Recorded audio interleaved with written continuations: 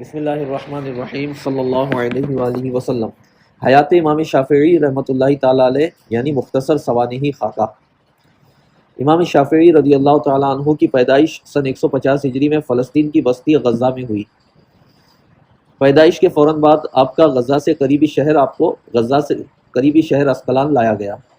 موجودہ غزہ پٹی بہت بڑی ہے، اصل جو غزہ تھا اسی علاقے میں تھا، چھوٹی سی بستی تھی، اور بڑا شہر جو تھا غزہ سے قریب وہ اسقلان تھا۔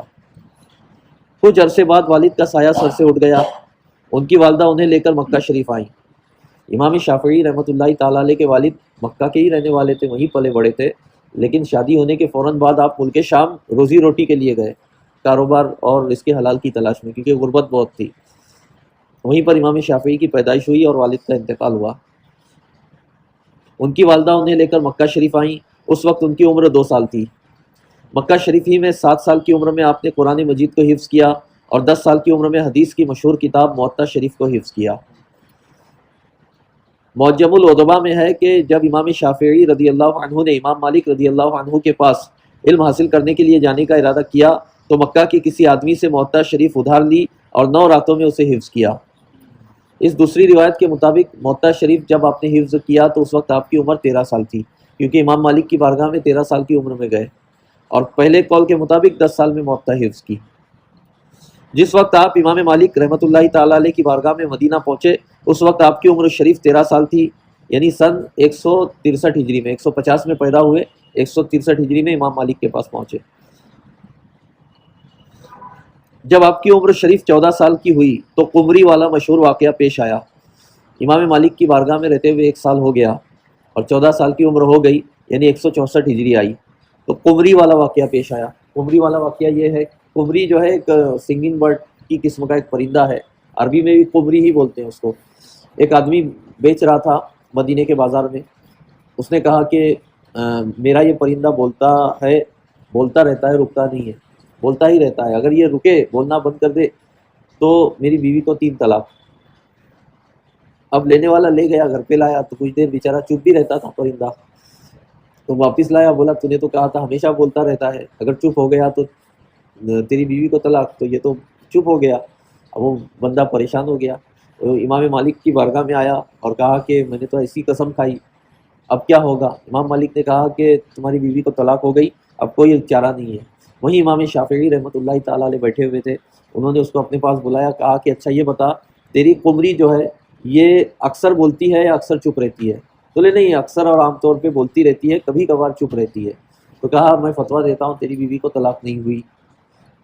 اور پریشان، وہ تعجب میں خوش بھی ہوا، تھوڑا پریشان بھی ہوا کہ اتنے بڑے امام ہیں، وہ فتویٰ دے دے طلاق ہوئی، اور یہ 14 سال کا بچہ پتہ نہیں کون ہے، یہ کہہ رہا ہے نہیں ہوئی۔ تو امام مالک کی بارگاہ میں واپس گیا، امام مالک نے امام شافعی سے پوچھا کہ تم نے یہ جواب کہاں سے دیا؟ تو فرمایا کہ آپ ہی نے یہ حدیث مجھے روایت کی کہ حضرت فاطمہ بنت قیس رضی اللہ عنہا کو 2 صحابیوں نے نکاح کا پیغام بھیجا، ایک معاویہ نے، دوسرا ابو جہم نے۔ تو حضور علیہ الصلوۃ والسلام کی بارگاہ میں آئیں، حضور علیہ الصلوۃ والسلام نے کہا کہ رہا معاویہ، یہ حضرت امیر معاویہ نہیں ہے، یہ دوسرے معاویہ ہیں جو غریب صحابی تھے۔ کہا رہا معاویہ تو وہ غریب و محتاج ہے، تنگ دست ہے، اس کے پاس کوئی مال نہیں ہے، اور رہا ابو جہم تو وہ اپنی لاٹھی اپنے کاندھے سے اتارتا ہی نہیں۔ مطلب یہ کہ وہ ہمیشہ محنت کرتا ہے، گھر سے نکلا رہتا ہے، ادھر بھاگ ادھر دوڑ، کام کاج میں رہتا ہے۔ تو اس بات کو بتانے کے لیے کہا اپنی لاٹھی اپنے کاندھے سے نہیں اتارتا، چونکہ عام طور پہ اس زمانے میں لوگ جب یہاں وہاں جایا آیا کرتے تھے تو اپنا سامان اپنی لاٹھی پہ باندھ کے کندھے پہ پیچھے لٹکاتے تھے۔ تو کہا کہ اپنی لاٹھی اپنے کاندھے سے اتارتا ہی نہیں۔ یہ کنایا تھا اس بات پر کہ وہ سفر میں رہتا ہے، مسلسل کام کاج کے لیے بھاگ دوڑ کرتا ہے۔ تو حضور علیہ الصلوۃ والسلام نے فرمایا رہا ابو جہم تو وہ اپنی لاٹھی اپنے کاندھے سے اتارتا ہی نہیں۔ تو امام شافعی نے ان کی طرف مشورہ دیا کہ ان کے پیغام کو قبول کریں۔ تو امام شافعی فرماتے ہیں کہ حالانکہ حضور علیہ الصلوۃ والسلام جانتے تھے کہ حضرت ابو جہم سوتے بھی ہیں، کھاتے پیتے بھی ہیں، آرام بھی کرتے ہیں، لیکن پھر بھی فرمایا وہ اپنی لاٹھی کاندھے سے نہیں اتارتے، یعنی اکثر اوقات وہ جو کام کیا کرتے تھے حضور علیہ الصلوۃ والسلام نے اس کو کل کی منزل میں رکھا اور کہا وہ اپنی لاٹھی کاندھے سے نہیں اتارتا۔ اسی طریقے سے تو اس کا یہ مطلب ہے کہ اہل عرب اکثر جو کام کیا جاتا تھا اس کو کل کی منزل میں رکھ کے بات کرتے تھے۔ اس نے کہا کہ میری قمری بولتی رہتی ہے، چپ نہیں رہتی، بولتی ہی رہتی ہے، اس کا یہ مطلب ہے کہ اکثر اوقات بولتی ہے، اور اس کی قمری اکثر اوقات بولتی ہے، کم چپ رہتی ہے، لہٰذا اس کی بیوی کو طلاق نہیں ہوئی۔ امام مالک بہت خوش ہوئے، اور اس وقت جب امام شافعی نے یہ وضاحت دی تو امام مالک رحمۃ اللہ تعالیٰ علیہ نے فرمایا افتی، فتویٰ دیا کر، فقد آن لکان تفتیہ، بے شک اب وقت آ گیا ہے کہ تو فتویٰ دیا کرے۔ یہاں فتوے سے مراد حقیقی فتویٰ ہے۔ حقیقی فتوے کا مطلب ہے قرآن و حدیث سے اجتہاد کر کے مسئلہ نکال کے سامنے والے کو بتانا۔ آج جو فتویٰ ہے وہ اصل فتویٰ نہیں ہے، آج نقل فتویٰ ہے کہ امام مجتہد نے جو فتویٰ دیا، جو مذہب ہے اس مذہب کو نقل کر دینا، یہ کام ہے مفتیوں کا بس۔ لیکن نقل کے لیے بھی عقل چاہیے، اسی لیے ہر کسی کے لیے فتویٰ دینا جائز نہیں ہے، باقاعدہ پڑھائی پڑھنی پڑتی ہے پوری۔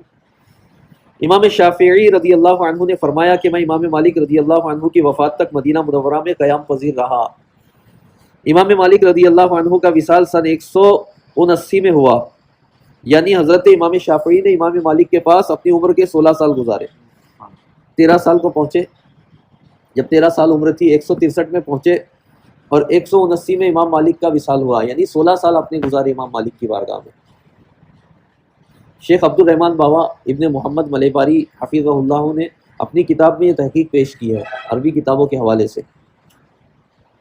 مگر اسی قیام کے زمانے میں بعض اوقات امام شافعی رحمۃ اللہ علیہ مکہ بھی حاضر ہوئے، جیسا کہ تذکرہ نگاروں نے لکھا ہے کہ 15 سال کی عمر میں جب امام شافعی رضی اللہ عنہ مکہ شریف میں تھے، اس وقت حضرت مسلم بن خالد زنجی رضی اللہ عنہ جو مکہ کے سب سے بڑے مفتی تھے اور امام شافعی کے استاد تھے، انہوں نے امام شافعی رضی اللہ عنہ کو اجتہاد و افتاء کی اجازت عطا فرمائی جب آپ کی عمر 15 سال تھی۔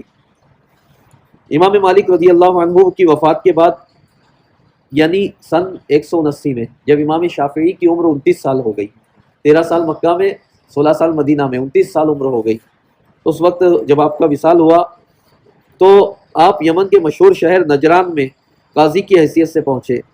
آج نجران آل سعود کے قبضے میں، سعودی بارڈر کے اندر ہے، ورنہ آج سے 100 سال پہلے تک نجران یمن ہی کا حصہ رہا، ہزاروں سال سے یہ نجران آباد ہے، اسلام سے بھی قبل، اور وہ یمن ہی کا حصہ مانا گیا۔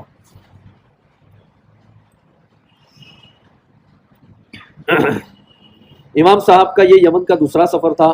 پہلا سفر آپ نے اپنے چچا کے ساتھ مکہ مکرمہ کے دوران قیام فرمایا تھا۔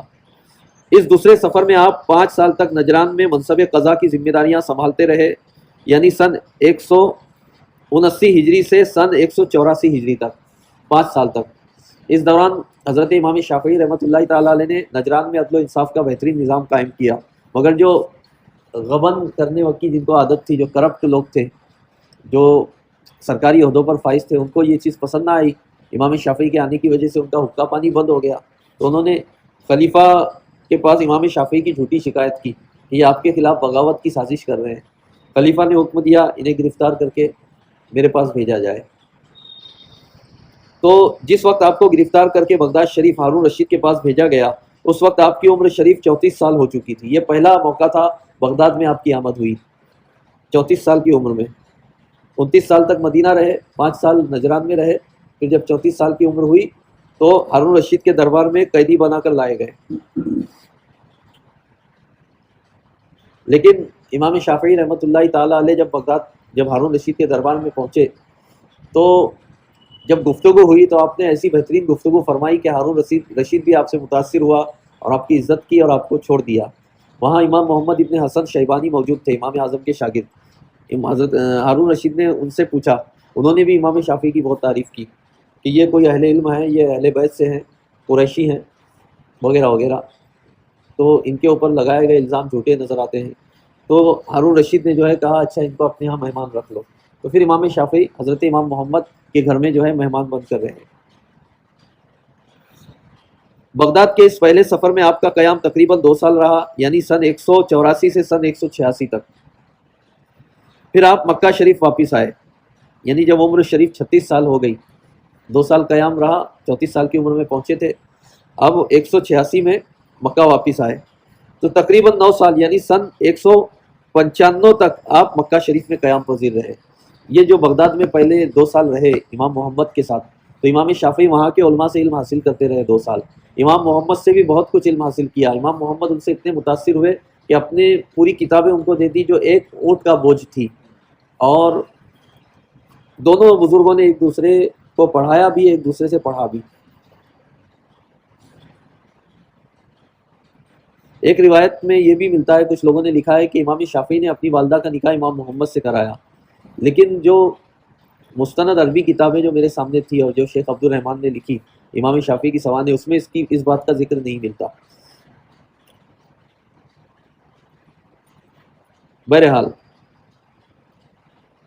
تو اب جب 36 سال کی عمر ہوئی مکہ پہنچے، پھر آپ مکہ شریف میں واپس ہوئے تو تقریباً 9 سال یعنی سن 195 تک آپ مکہ شریف میں قیام پذیر رہے، اور ان 9 سالوں میں آپ جو ہے وہ اجتہاد کرتے رہے، اصول فقہ وغیرہ قواعد وغیرہ بناتے رہے، اور اپنے مذہب کو جو ہے وہ تفصیل سے تیار کرتے رہے، مذہب کی تدوین کرتے رہے۔ پھر سن 195 ہجری میں جب آپ کی عمر شریف 45 برس ہو گئی، اب 9 سال پورے ہو گئے مکہ میں، اس وقت آپ نے بغداد کا دوسرا سفر کیا۔ اس دوسرے سفر میں بھی آپ تقریباً 2 سال یعنی سن 195 سے 197 تک بغداد میں قیام پذیر رہے۔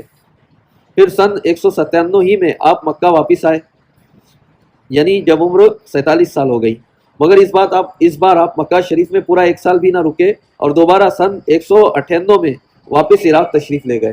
جب آپ کی عمر 48 سال ہو گئی تو دوبارہ عراق تشریف لائے۔ بغداد کے اس تیسرے سفر میں حضرت امام تقریباً 1 سال قیام پذیر رہے، بس اب یہ آخری تیسرا سفر ہے، بغداد کا 1 ہی سال قیام کیے۔ دوسرے اور تیسرے سفر میں امام احمد ابن حنبل نے آپ سے استفادہ کیا اور آپ کے شاگرد ہوئے، اسی طریقے سے امام کرابسی، امام زعفرانی وغیرہ۔ پھر سن 199 کے آخر میں جب آپ کی عمر 49 سال ہوئی، آپ مصر کے لیے عازم سفر ہوئے۔ پھر جب آپ مصر پہنچے اس وقت آپ کی عمر شریف 50 سال کے قریب ہو چکی تھی۔ آپ کے شاگرد حضرت حرملہ بن یحییٰ رضی اللہ عنہ نے فرمایا کہ آپ مصر میں سن 199 ہجری میں تشریف لائے، جبکہ آپ کے ایک دوسرے شاگرد حضرت ربیع ابن سلیمان رضی اللہ عنہ نے فرمایا کہ آپ سن 200 ہجری میں مصر تشریف لائے۔ ان دونوں روایتوں کو جمع اس طرح کیا گیا کہ 199 کا آخر تھا اور 200 کا ابتدا تھا، یعنی آپ کے پہنچتے ہی کچھ ہی دنوں میں سن 200 ہجری شروع ہو گئی۔ 4 سال سے زائد عرصہ آپ نے مصر میں گزارا، اور اس دوران آپ نے مذہب جدید کی بنیاد رکھی۔ امام شافعی کے مذہب 2 ہیں، مذہب قدیم، مذہب جدید۔ مصر میں جب تک نہیں تھے جو کچھ فرمایا مذہب قدیم ہے، مصر میں لوٹنے کے بعد جو کچھ فرمایا وہ مذہب جدید ہے، اور مذہب قدیم سے آپ نے رجوع کر دیا، اور مذہب جدید جو ہے نئے سرے سے جو ہے وہ مدون کیا، مرتب کیا، مہذب کیا، تفصیل سے لکھوایا۔ اتنا تفصیلی مذہب ہے یہ کہ علامہ یوسف ابن اسماعیل نبہانی رحمۃ اللہ تعالیٰ علیہ نے جامع کرامت اولیاء میں امام شافعی کی یہ کرامت قرار دی کہ 4 سال کی قلیل مدت میں آپ نے اتنا وسیع و عریض، جو ہزاروں صفحات پر پھیلی ہوئی کتابیں تھیں، اتنا وسیع و عریض مذہب جو ہے اتنی قلیل مدت میں آپ نے مدون کیا۔ یہ کسی ایک انسان کا اتنی قلیل مدت میں کارنامہ عادت کے خلاف ہے، لہٰذا یہ کرامت ہے۔ آخر کار جمعہ کے دن مغرب کے بعد آخری رجب، جمعہ کا دن تھا، جمعرات کا دن گزر چکا تھا، سورج ڈوب چکا تھا، جمعہ کا دن شروع ہو چکا تھا، تو مغرب کی نماز کے بعد آخری رجب آپ نے جو ہے وصال فرمایا مصر کے شہر قاہرہ میں، اور اگلے دن جمعہ کے دن عصر کے بعد قاہرہ کے مشہور قبرستان قرافہ میں آپ کی تدفین عمل میں آئی۔ راوی کہتے ہیں کہ جب ہم امام شافعی رحمۃ اللہ تعالیٰ علیہ کو دفن کر کے واپس ہوئے تو سورج ڈوب رہا تھا اور افق مغرب پر شعبان کا چاند نظر آ رہا تھا۔ تو یہ امام شافعی رحمۃ اللہ تعالیٰ علیہ کی پوری زندگی ہے، ترتیب کے ساتھ ہے۔ اب پھر تفصیلی واقعات ہے، اس سفر میں کیا واقعہ پیش آیا وغیرہ وغیرہ۔ پسماندگان، ایک بیوی حمیدہ بنت نافع، ان کے بطن سے ایک لڑکا ابو عثمان محمد، اور 2 لڑکیاں، ایک فاطمہ اور ایک زینب۔ ابو عثمان محمد کا وصال سن 244 ہجری میں ہوا، یعنی امام شافعی کے وصال کے 40 سال بعد ہوا۔ 244 ہجری میں، 204 میں امام شافعی کا وصال ہوا، اور 40 سال بعد یعنی 244 میں امام شافعی کے بڑے لڑکے ابو عثمان کا انتقال ہوا۔ یہ عالم فاضل تھے اور ایک لمبے عرصے تک ملک شام کے مشہور شہر حلب میں قاضی تھے، اور عرب کا کوئی علاقہ ہے جزیرہ کہلاتا ہے، وہاں اپنے پردہ فرمایا۔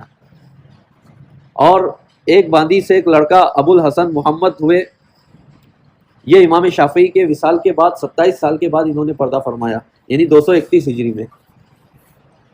دوسری باندی سے ایک اور لڑکے تھے جن کا نام حسن تھا، جو بچپن ہی میں دودھ پینے کے زمانے ہی میں انتقال کر گئے۔